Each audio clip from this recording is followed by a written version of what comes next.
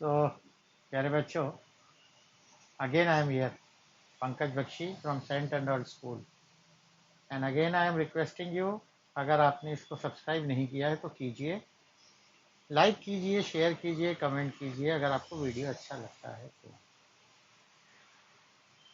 बच्चों, अगर लोग आपको सिर्फ ज़रूरत के वक्त याद करते हैं तो आपको अपने ऊपर गर्व होना चाहिए, क्योंकि आप उस मोमबत्ती की तरह हैं, उस प्रकाश की तरह हैं जो अंधकार में कार्य करता है। यानी आप मोमबत्ती की तरह हैं और जब लोग अंधकार में होते हैं, मुसीबत में होते हैं तो आपको याद करते हैं। तो आपको ऐसा नहीं सोचना चाहिए कि अरे ये तो हमें कभी कभी ही याद करता है, इससे हम क्या बात करें। नो, आपको अपने ऊपर गर्व होना चाहिए कि आप इस लायक हैं कि लोग आपको मुसीबत में याद करते हैं। तो लास्ट टाइम मैंने आपको W7 यानी वेव ऑप्टिक्स का 7th वीडियो बताया था कि यंग्स डबल स्लिट एक्सपेरिमेंट से कैसे इंटरफेरेंस को एक्सपेरिमेंटली वेरीफाई किया गया। लेकिन अब आपके दिमाग में क्वेश्चन आ रहा होगा कि कब कंस्ट्रक्टिव होगा, कब डिस्ट्रक्टिव होगा। ऐसे मन से थोड़ी हो जाएगा, कोई तो कंडीशन होगी।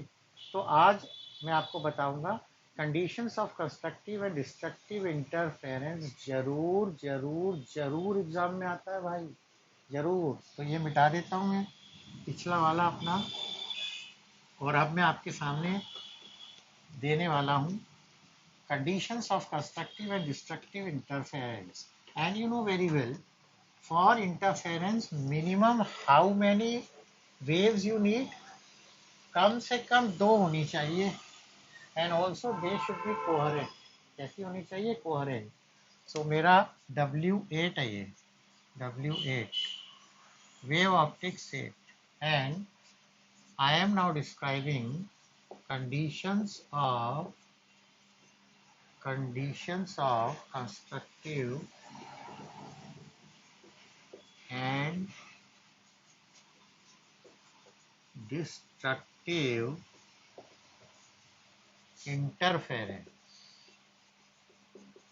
What are the conditions? So I have to consider, मुझे 2 वेव लेनी पड़ेगी भाई कम से कम। ओके, सो कंसीडर सुन के आपको लगता होगा हर समय कंसीडर, फिजिक्स का तो ये जेवर गहना है। Consider 2 waves from coherent sources of light. वैसे ना भी लिखें तो चलता है, पर लिखना चाहिए। तो late there displacement are. 11th में पढ़ा होगा आपने।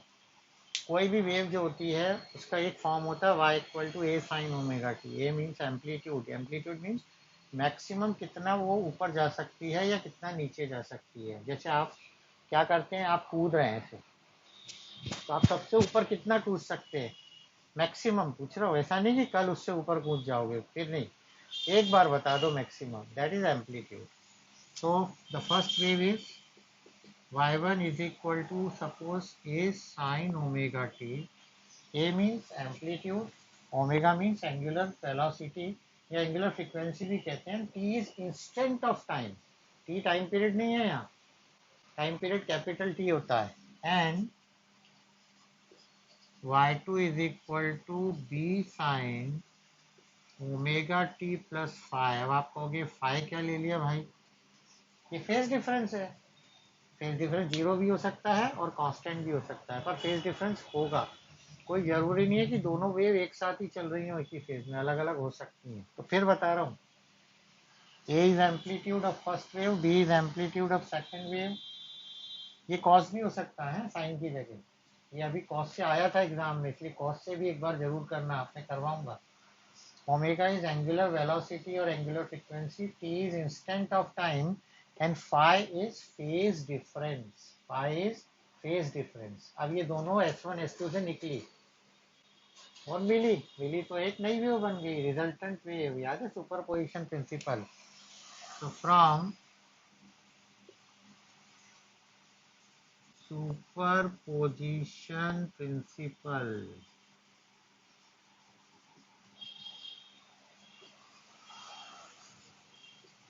द डिस्प्लेसमेंट ऑफ, एक्चुअली ये इंस्टेंटेनियस वैल्यू भी होती है, इसको डिस्प्लेसमेंट की जगह इंस्टेंटेनियस वैल्यू भी कह सकता हूँ मैं।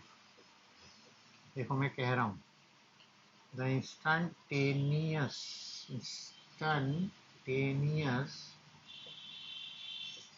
वैल्यू ऑफ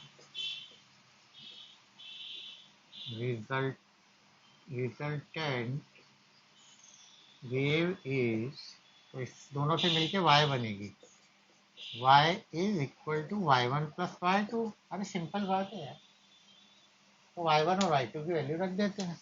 क्या है y1? a sine omega t plus b sign omega t plus 5। Okay, अब इसको ओपन कर लेते हैं। क्या कर लेते हैं? ओपन करेंगे तो आपको मालूम है क्या होगा कि फार्मूला लग जाएगा आपका। ये मैं मिटा रहा हूँ, इतना आपने लिख ही लिया होगा। ऊपर की हेडिंग भी हटा दी, थोड़ी जगह बन जाएगी। So we are here and I am opening now y equal to a sine omega t plus b, और ये हो गया sine a cos b plus cos a sine b. ये वाला फार्मूला होता है साइन ए प्लस बी का।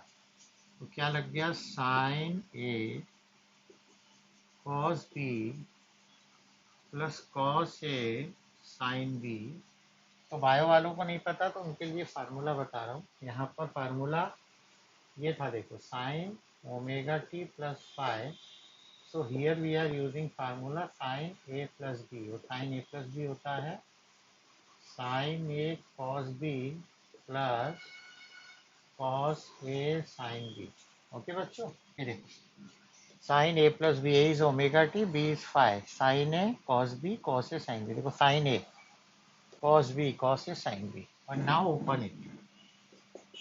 So a sin omega t plus b से मल्टीप्लाई कर दिया, b sin omega t cos phi plus b cos omega t sin phi। Correct बच्चों?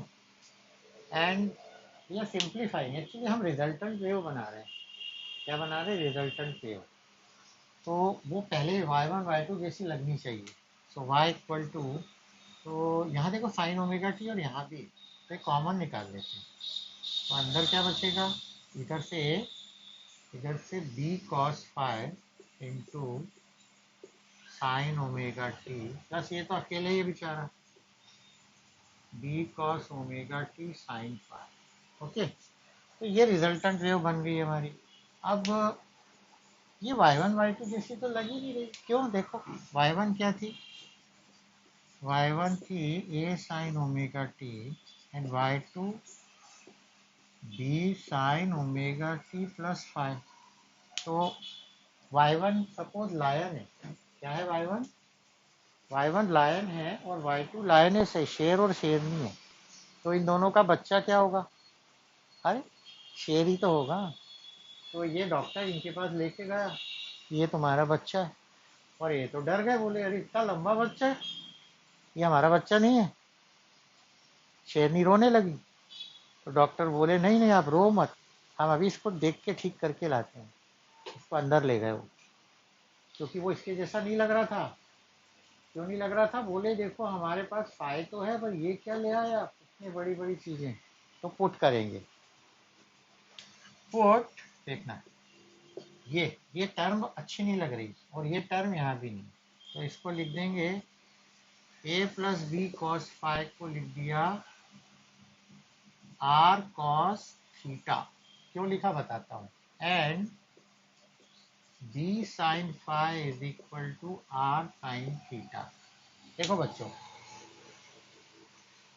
पापा का एम्पलीट्यूड a, मम्मी का एम्पलीट्यूड b, तो बच्चे का नया एम्पलीट्यूड होगा r, रिजल्टेंट r लिख दिया। यहाँ कॉस था तो यहाँ भी कॉस ले लिया। मम्मी का फेस डिफरेंस 5 है, तो इसका फेज डिफरेंस कुछ अलग होगा, थीटा दे दिया, ठीक है ना, कुछ बदला नहीं है। बी साइन फाइव, तो बी नहीं लिखा क्योंकि बच्चे का रिजल्टेंट वेव का आर होगा और साइन फाइव का साइन थीटा, तो ये पुट कर देते हैं। This is equation number 1, equation number 2, equation number 3. Okay, so from equation 1, 2 and 3. Okay, तो रख देता हूँ मैं।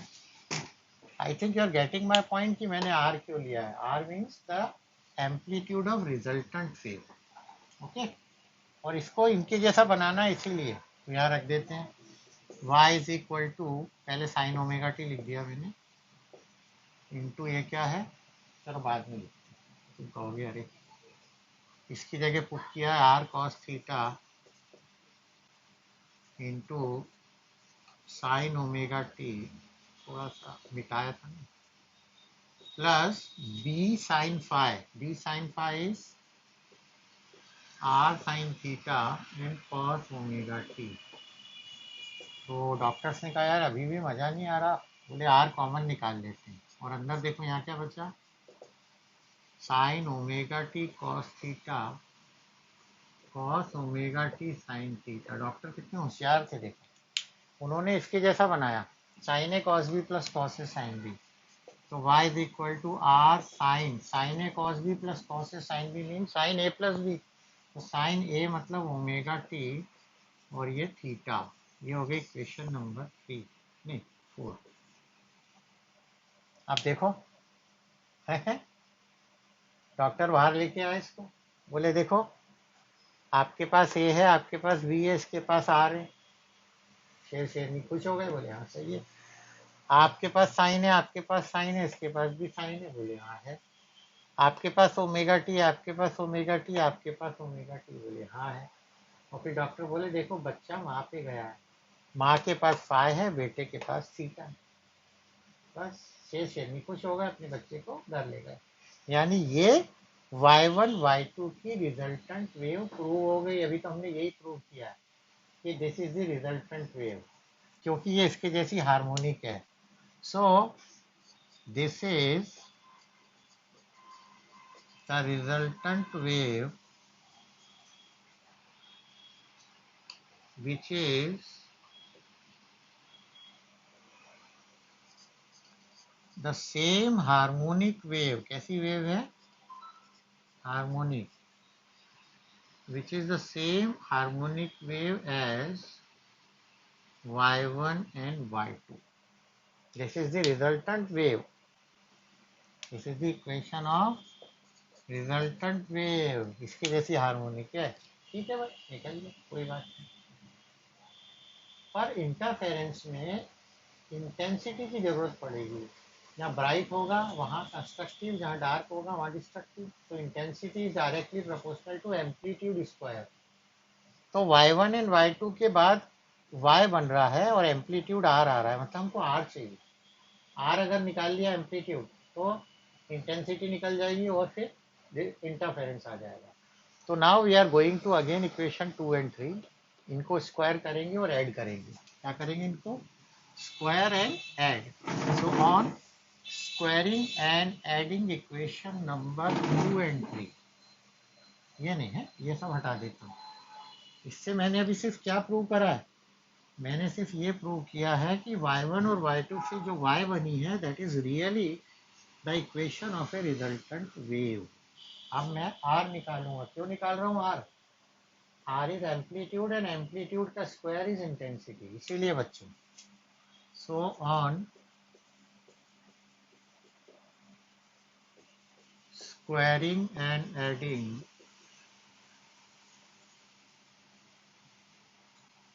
क्या यार इक्वेशन 2 एंड 3, ओके, LHS को LHS से, RHS को RHS से। तो a plus B cos five का स्क्वायर, इसका square, plus B square sine square five, चलो अच्छा बाद में, स्क्वायर प्लस, प्लस नहीं है, इक्वल टू इधर आर कॉस थीटा का square and R sine theta का स्क्वायर। ओके, इनका स्क्वायर कर दिया और अब ओपन करूंगा bracket. So here A plus B whole square, अरे you all are mathematics genius है। So A square plus B square cos square five plus 2ab cos five, a plus b का whole square formula applied here and here b square sin square phi. This is r square cos square theta plus r square sin square theta. अब हमारा आंखें तड़पने लगती हैं कि कहीं से common निकल जाए। तो देखो, ये देखो देखो देखो, बी स्क्वायर कॉमन है तो बचा cos square five plus sin square five plus 2ab cos five. इधर भी इधर भी r स्क्वायर कॉमन। और फिर एक चीज देखते ही हम खुश हो जाते हैं, sine square theta plus cos square theta कितना होता है? अरे वन। देखो ये वन हो गया, ये भी वन हो गया। तो यहाँ क्या बचा?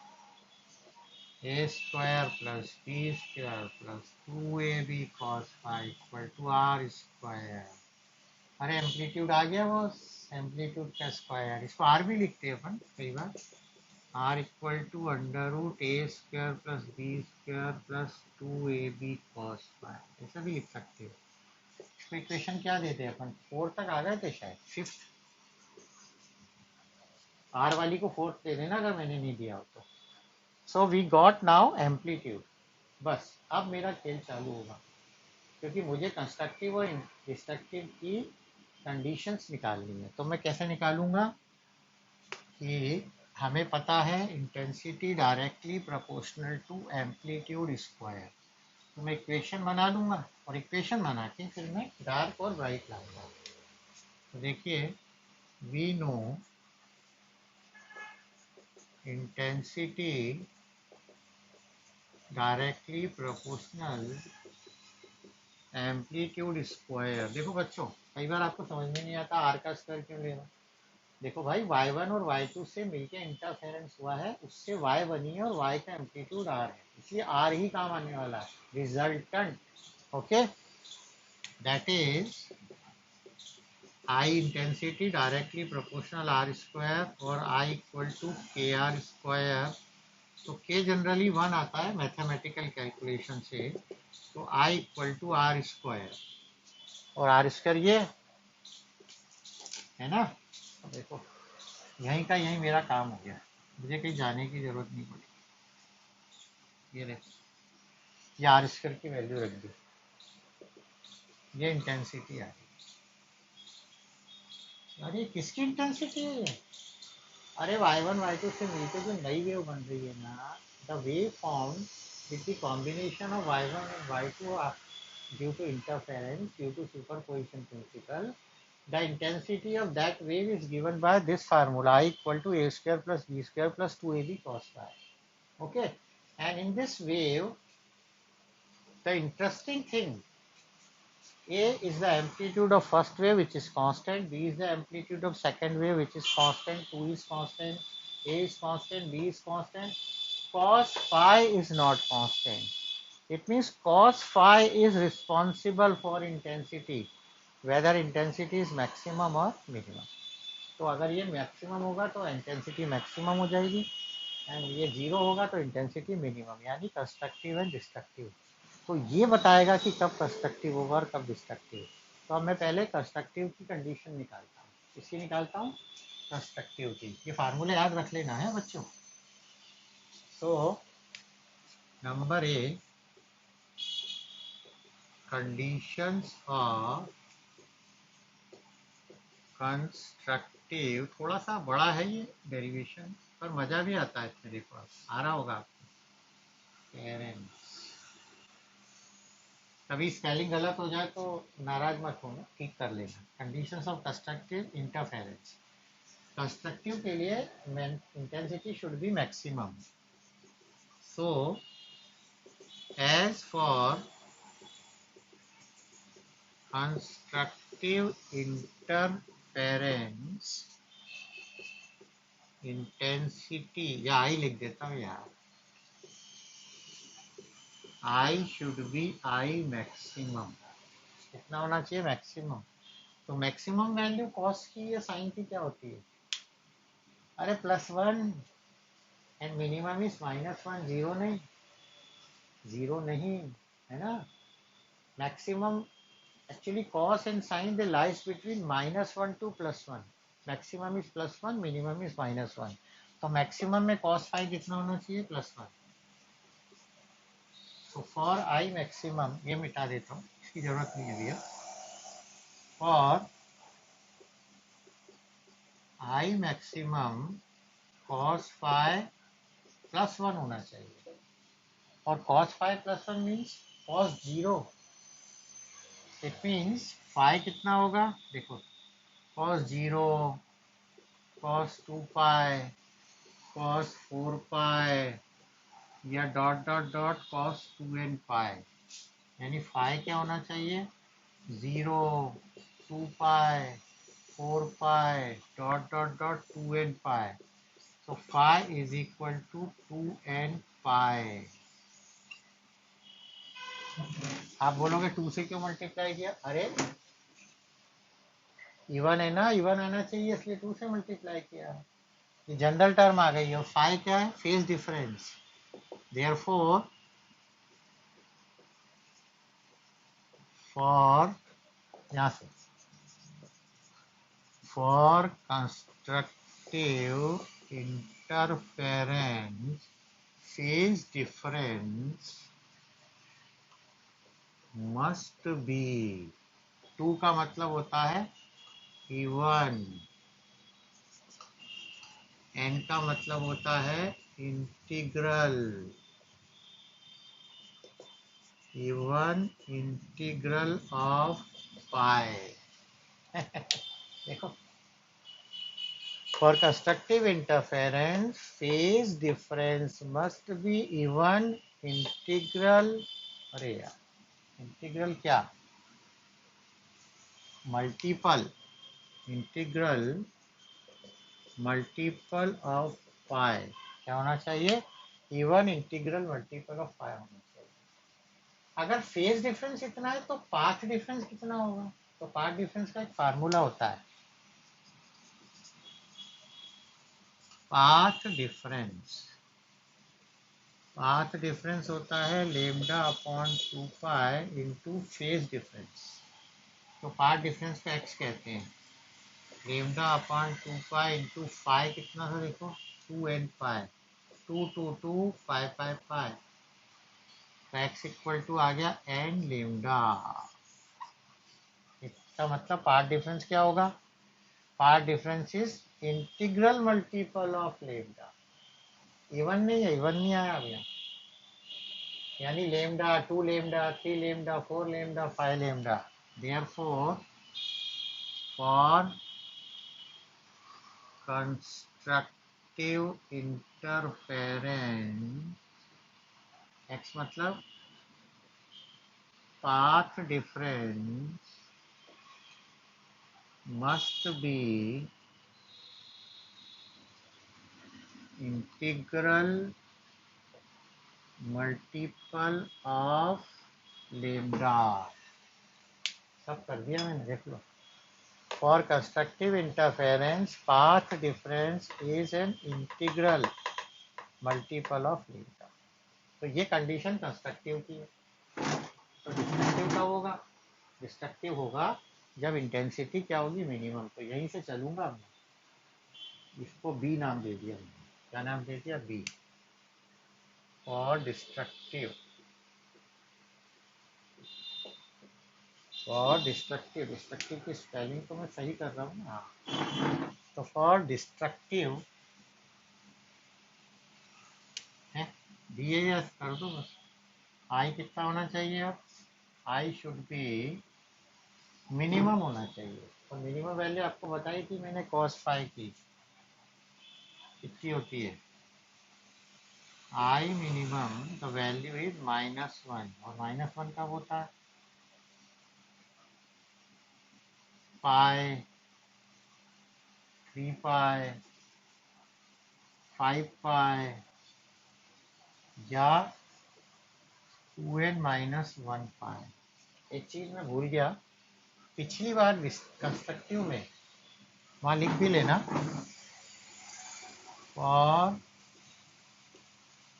कंस्ट्रक्टिव इंटरफेरेंस, कहाँ पर, यहाँ जो वैल्यू आई थी ना, यहाँ पर फाई इक्वल टू क्या था मेरा 2n पाई, और यहाँ n की वैल्यू लेंगे 0 1 2 ऐसे, ठीक है। 0 रखोगे तो 0 हो गया, 1 रखा तो देखो 2 पाई हो गया, 2 रखा तो 4 पाई हो गया। ये वहाँ लिख लेना है इसके सामने, इसके सामने, okay. So now for I minimum cos phi is -1, यानी cos pi, cos 3 pi, cos 5 pi, cos 2n minus pi. तो फाई कितना हो जाएगा मेरा, फाई is now pi 3 pi 5 pi या 2n minus 1 pi, therefore phi is equal to 2n minus 1 pi। और n कहाँ से चालू होगा, 0 से क्या, नहीं, क्यों, अरे 0 पे डार्क बैंड नहीं होता, dark band start from first number, पहला। ब्राइट वाला 0 होता है क्योंकि वो सेंट्रल मैक्सिमा होता है, सेंट्रल बैंड वाइट होता है, वो 0 से चालू होगा, ये नहीं। और अगर आपको 0 से करना है तो इसको 2n प्लस 1 करना पड़ेगा, वो भी कर सकते हो आप, 2n plus 1 pi, that is also correct, but for that n start from 0। If you are starting n from 1 तो 2n माइनस 1 पाई लेना पड़ेगा। तो मैं 1 से कर रहा हूँ, 1 2 डॉट डॉट डॉट, ओके। तो चलिए, कौन सा इंटरफेरेंस है ये, यह है destructive. So for destructive interference phase difference must be, अब ये ऑड आ गया, क्या आ गया, ऑड। इवन की जगह क्या है बच्चों, odd, odd integral multiple of pi, odd integral multiple of pi. And path difference वो भी निकाल लेते हैं, पाथ डिफरेंस होगा लेमडा अपन 2 pi into phi, so 2 pi का 2 pi, and here we have 2n minus 1 pi, तो पाई से पाई गया, so x is equal to 2n minus 1 lambda by 2। It means now odd है ये, क्या है, odd. For destructive interference, path difference must be odd integral multiple, कौन सा बच्चों, odd integral multiple of lambda by 2, इसका lambda by 2। फिर से देखो, for destructive interference path difference must be odd integral multiple of lambda by 2 या half the wavelength। आ गया, तो आपको दोनों कंडीशन समझ में आ गई कि कब इंटरफेरेंस डिस्ट्रक्टिव होता है, कब इंटरफेरेंस कंस्ट्रक्टिव होता है। इसमें कुछ स्पेशल केसेस जरूरी इंपॉर्टेंट होते हैं, एंड दो special cases are very very important. Why important, because they tells us you about the maximum and minimum interference conditions, क्योंकि यह मैक्सिमम कब होगा और मिनिमम कब, तो स्पेशल डिस्कशन है ये। थोड़ा बड़ा जरूर हो गया पर क्या करें अब। आपको मालूम है y1 और y2, y2 में फाई था, तो फाई 0 भी हो सकता है, फाई 180 भी हो सकता है ना। तो इफ फाई इक्वल टू 0 तो क्या होगा देखते हैं, r इज इक्वल टू कितना था, under root A square plus B square plus 2ab cos phi, so this is a square plus B square plus 2ab cos 0, 0 angle था दोनों के बीच में, एंड cos 0 1 होता है, so r is equal to under root A square plus B square plus 2ab, यानी a plus B का whole square, so it is a plus b, so r is equal to a plus b, that is r maximum. क्या आ गया ये आपका r maximum आ गया। R maximum मतलब इंटेंसिटी इज मैक्सिमम, और इंटेंसिटी मैक्सिमम अगर होती है तो इससे हम इंटेंसिटी का फार्मूला भी निकाल सकते हैं. So I maximum is directly proportional R square maximum, है ना. So I maximum equal to के are square maximum.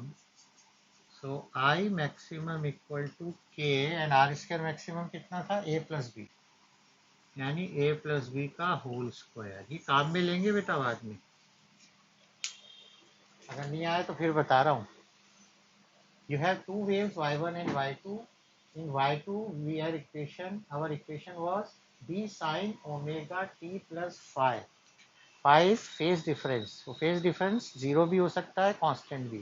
So if it is zero then r equal to is phi 0. ये फार्मूला लग गया, a plus b का whole square और a plus b आया. a plus b मतलब y1 और y2 दोनों का एम्पलीट्यूड ऐड हो रहा है, यानी बड़ी वेव बनेगी. मैक्सिमम तो r maximum हुआ. So we can find intensity of that wave also. Intensity is directly proportional r square. So it is r maximum का square. So this is our formula. But suppose your phi is 0 नहीं है, 180 है, तो क्या होगा, 180 भी तो हो सकता है. सेकेंड है, ए phi is 180, तो ये मेरा 180 हो गया. एंड 180 आपको पता है, हाँ सही बोल रहे हो, -1. तो -1 है, तो ये हो जाएगा a माइनस बी का होल स्क्वायर, यानी a minus b. It means a में से b माइनस हो रहा है, एक वेव ऊपर है और एक वेव नीचे है, तो ये r मिनिमम हो गया.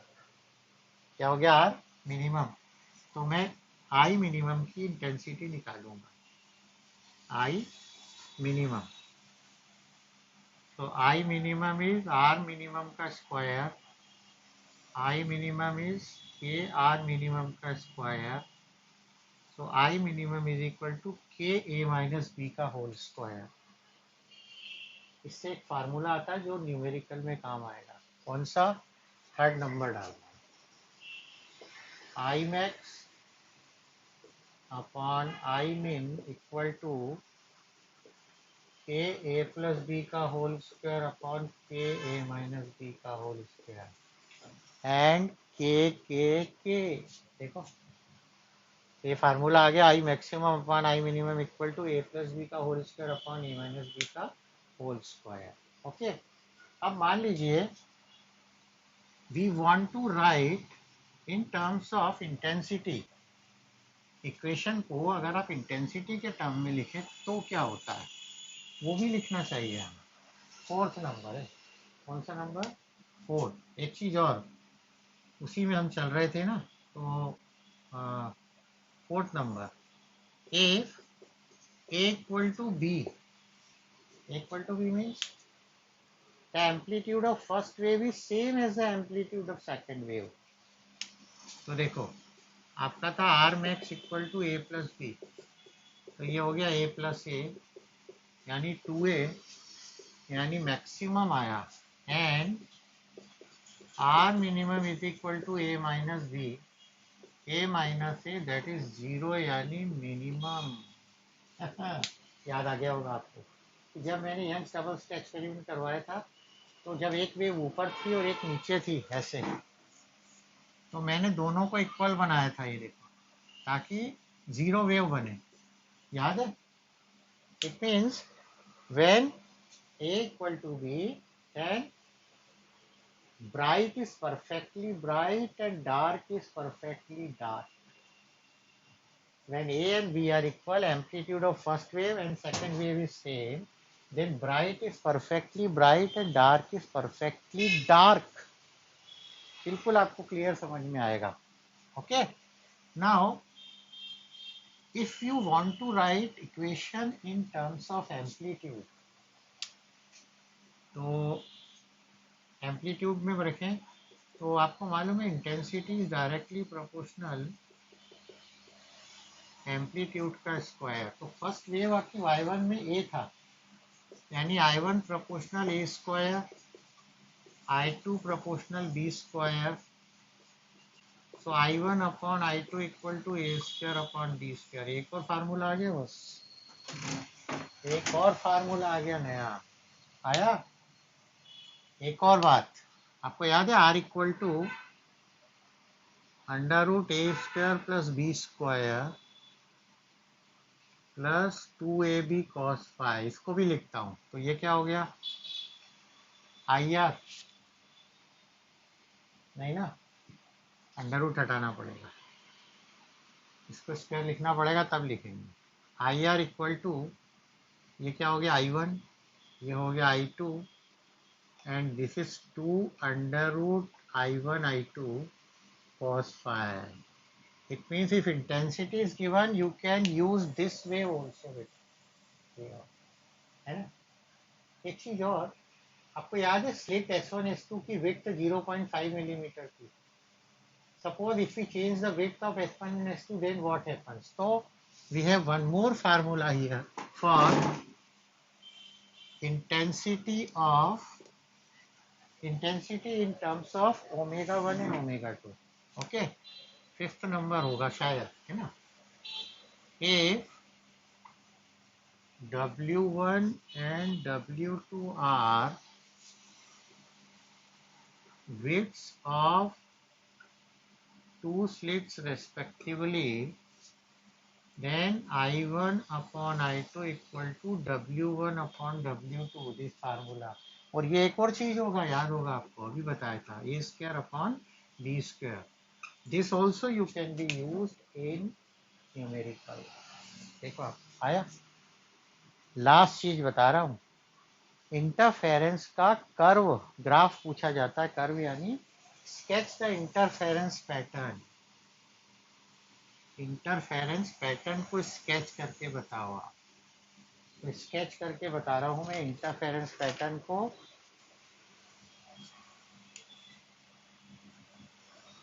इंटरफेरेंस पैटर्न या कर्व, और बड़ा इजी है यार, आपको मजा आएगा देखिए। This is y axis, here we are taking intensity and here we are taking phase difference. कौन सा? Phase difference. थोड़ा कलर अच्छा नहीं आ रहा पेन का, है ना, ब्लू से ही लिख देता हूँ।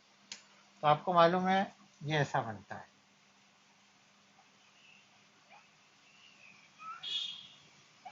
सबकी हाइट सेम आएगी, इधर भी। ओके, अब देखो ये इंटेंसिटी मैक्सिमम हो गई और सबकी सेम है। ये डार्क, ये डार्क, ये डार्क, ये डार्क, ये डार्क, ये डार्क, ये मैक्सिमम है। सो सेंटर पे फेज डिफरेंस क्या होना चाहिए मैक्सिमम के लिए, अभी बताया था।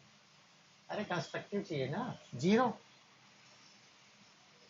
जीरो के बाद यहाँ क्या आएगा, ये पाई पे होता है, फिर 2 पाई, फिर 3 पाई, 4 पाई, 5 पाई, यहाँ भी पाई, 2 पाई, 3 पाई, 4 पाई, 5 पाई। तो देखो सेम आया।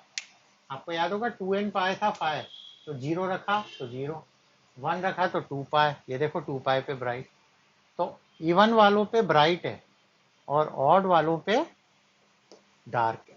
तो ये इंटरफेरेंस पैटर्न बना। तो अगर प्यारे बच्चों आपको ये वीडियो अच्छा लगा है कि अच्छा वीडियो है, तो सब्सक्राइब करें, लाइक करें, शेयर, कमेंट जरूर करने की कोशिश करें आपको। और खुश रहें, घर पर रहें, सोशल डिस्टेंसिंग रखें, अच्छा खाना खाएं बच्चों, ज़्यादा मियोनीज नहीं खाएं। डॉक्टर ओएटकर की मियोनीज खाते हैं बच्चे लगा लगा के, और खूब वो खाते हैं नूडल्स। नाना ज़्यादा मत खाओ। So thank you very much, all the best प्यारे बच्चों।